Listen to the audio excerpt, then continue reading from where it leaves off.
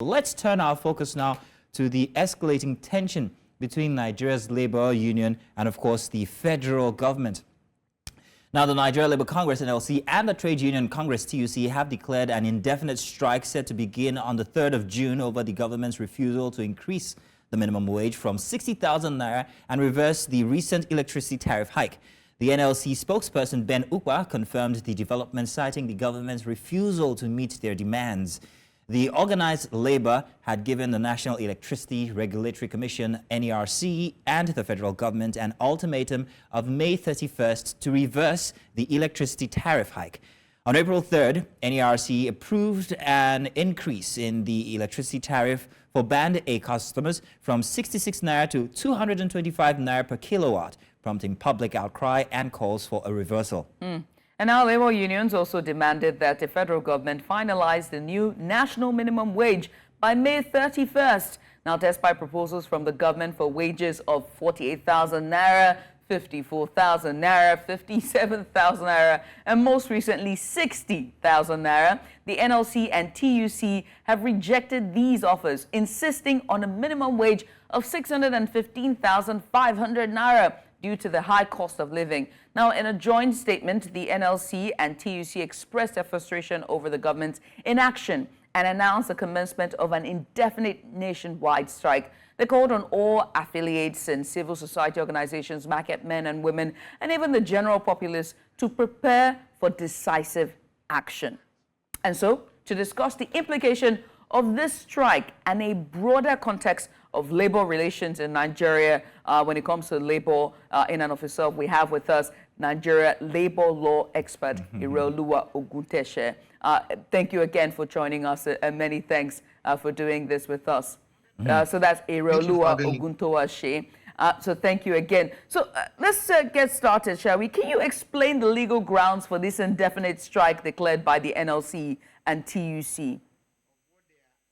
Well, we need to understand that this has been an issue on the front burner. I mean, the issue of the minimum wage and the issue of the hike in electricity tariff. And we also need to understand that in all of this, there are principal stakeholders. One of the stakeholders is the labor. Another stakeholder is the Nigerian government, and another stakeholder is also the organized private sector. The organized private sector is more involved with respect to the minimum wage pursuant to Section 5 of the Minimum Wage Act that says that a tripartite committee shall be constituted, when they want to implement a new regime of minimum wage. But we've seen a tussle between the federal government of Nigeria and the labor, so to speak, with respect to the minimum wage and with respect to the hike in electricity tariff. Now, labor has said that they want to go on strike. The legal implication of it is very simple. Strike is constitutional.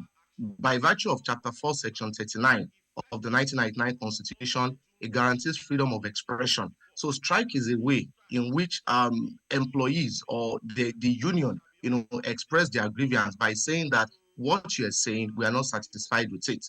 On the other hand, if we look at the provisions of the Trade Dispute Act, it also provides for strike. So the legitimacy of strike in this situation is not in question. Now, but if we look at the spiral effect of it, what effect is strike going to have? Going by the fact that this is not the first time the labor will be declaring strike. This is not the first time the labor will be going on strike, and the overall implication of it, for me, is my personal opinion. I would say that indefinite strike has not always achieved its purpose. And I think I've aired my view on this TV station several times to say that in lieu of indefinite strike, why can't they go for picketing? Why can't they organize a rally for 3 days, a rally for 4 days, a rally for 5 days?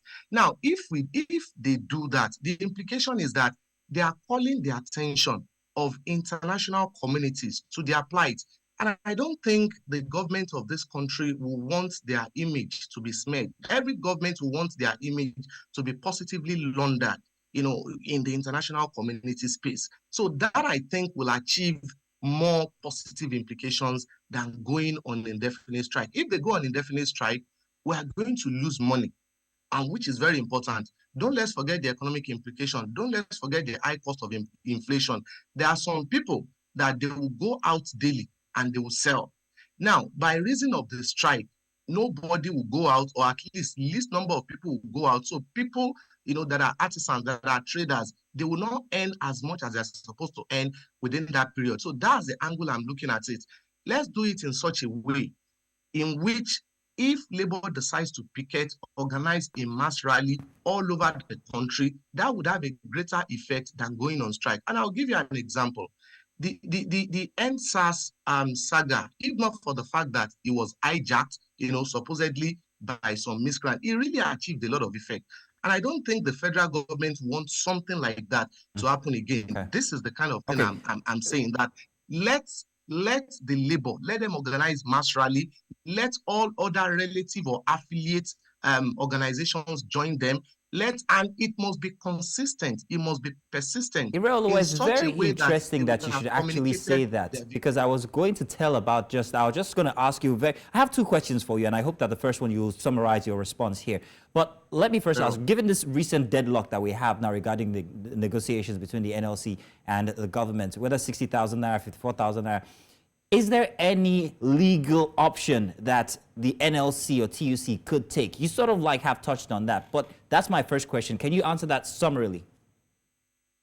Now, when you talk about legal option, I think part of the legal option they are taking is going on strike. Another legal option they are taking is picketing. Another legal option they can take is going to court. But unfortunately, the Minimum Wage Act that states and regulates this conduct does not give room. There is a lacuna in the Minimum Wage Act, and the lacuna is that it doesn't state the percentage. Section 3 of the Minimum Wage Act merely says that new regime of minimum wage shall be implemented every 5 years. It doesn't state the percentage. It doesn't state the extent to which the increase will be done. And that is, it is subjected to negotiation between the federal government. And when something is subject to negotiation, even if the labor decides to go to court, it's still going to be a matter of negotiation in court. So I think summing up the options, legal options open to the Nigerian Labour Congress, negotiation, alternative dispute resolution is open to them, of course. Picketing is open to them, and strike is open to them. But I've always been an advocate of strike. So now, my next question is Labour actually going after the wrong thing? Asking the government to hike up pay for workers to 600 or almost 600,000 naira. Question people have been asking is where exactly, especially the private sector, where are they going to get the monies to be able to pay their least staff? How about this? Could the NLC or TUC be fighting for policies to change whereby it becomes easier to make business or to do business in Nigeria, or for businesses to earn money? Relax taxes, for instance, perhaps, maybe, for a short time while we get back on our feet as Nigerians. Is that open to the NLC or the TUC? And why hasn't that been advented? Of course. I'm going to start from your second question. That option is open to the NLC and TUC. But you know that it takes two to tango. It's not something that the NLC can do alone. In fact, without the NLC even making proposal for this, I think a responsible government should have looked inward and considered the cost of all these things. And these are things that should be on the front burner. But looking at the Minimum Wage Act in its sense, we need to identify the fact that if we consider the provisions of the minimum wage, that there is a difference between a living wage and a minimum wage. Now, Section 17 and Section 3 of the Minimum Wage Act defines minimum wage as the amount in which the least amount that the employee will collect, as stated in the Minimum Wage Act. But if we look at the living wage, it states that the amount that you collect in order to be satisfied, in order to have good, satisfactory condition of life and work. And we see that it's because there is a difference between living wage and minimum wage. And it's because people want to earn a living wage. That's why they travel out of the country. Unfortunately, what is provided for in our laws is not living wage, but minimum wage. I made a suggestion the other time. I said the government should try, the labor should try and ensure that the disparity between living wage and minimum wage is not that far. Because if an employee earns minimum wage and they don't earn a living wage, it's very easy for employees to be plunged into poverty, which is what labor is asking for. But if we look at Section 5 that I've cited again, Section 5 will say that the organized private sector is also part, of the people that will deliberate for minimum wage, because Section 17 of the Minimum Wage Act defines an employer as to include the government and the organized private sector. So we cannot separate the organized private sector from all this imbroglio. And I think that's the angle from which the federal government is also looking at it. They wouldn't want to create a situation whereby they will set a minimum wage at a very high standard and people will lose their jobs. But most importantly, I think if we had not had high rates of inflation, if we had not had food insecurity and increase in the price of food, I think the agitation by the Nigerian Labour Congress for astronomical increase in the minimum wage would have been so reduced, because the Nigerian Labour Congress are looking at it from the angle that the minimum wage must be to an extent commensurate with the price of goods and services so that the employees can be able to afford it. But again, if we bring the organized labor sector, private sector rather, into the equation, we will see that they are as equally affected as the employees, because I for someone, if I open a company or I incorporate a company and I employ people there, and I know the amount I'm making as revenue, and they say that I should come and pay, a certain amount which I don't make, then the option will be for me that I will close shop, I will close down the company. But most importantly, there are some things that people are not even considering. And what they are not considering is that Section 4 of the Minimum Wage Act, the minimum wage doesn't even cover all employees. For example, if we look at the provision of Section 4 of the Minimum Wage Act, if someone has a staff strength of 25 people, that person may choose not to follow the provisions of the minimum wage. If someone is paying piecemeal or commission basis, that person may choose not to follow the provisions of the minimum wage. So I think this is another lacuna and mischief that the organized private sector may latch onto in order to obviate, in order to remove the shackles, that may be imposed on them by the Minimum Wage Act. And this is something that also needs to be blocked.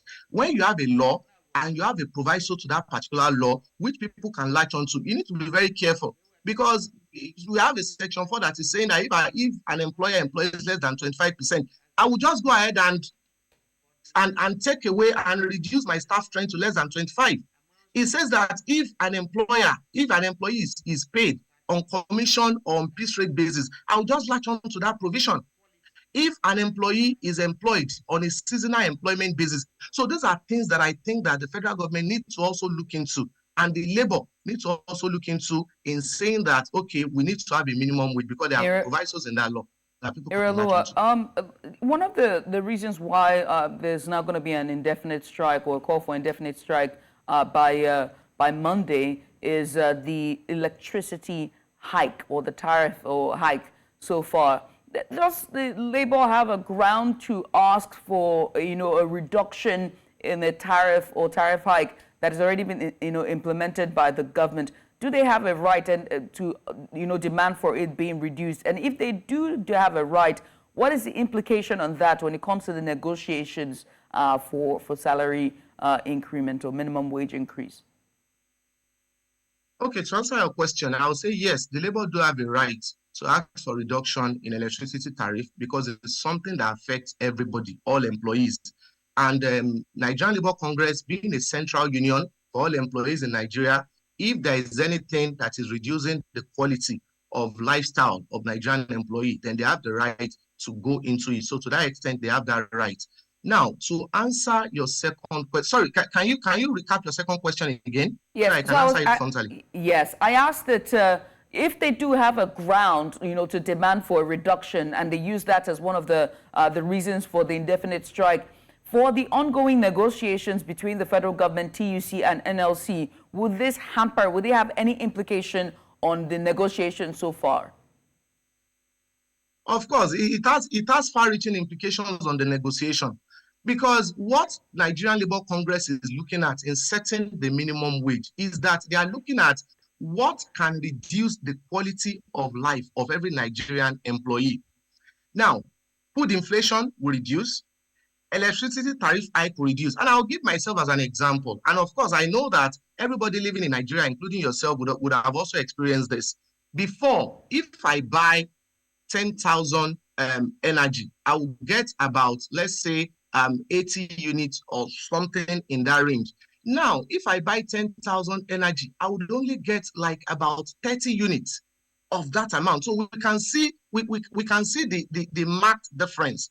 So if you buy 5,000 and it goes like that, that means it's something that affects our pulse. It's something that affects the pulse of every employee. And we're talking of employees in which, even in the private sector, they've not had their salary increased for the past like 6-7 years. I don't know whether your salary has been increased. You know, you may be lucky. But again, we're talking of general employees. I don't think an employer in the wake of these economic doldrums in Nigeria want to increase salary now. So it's on that premise that the labor, will use that as also as a negotiating factor, because it has a corollary effect on the pocket of the Nigerian employee.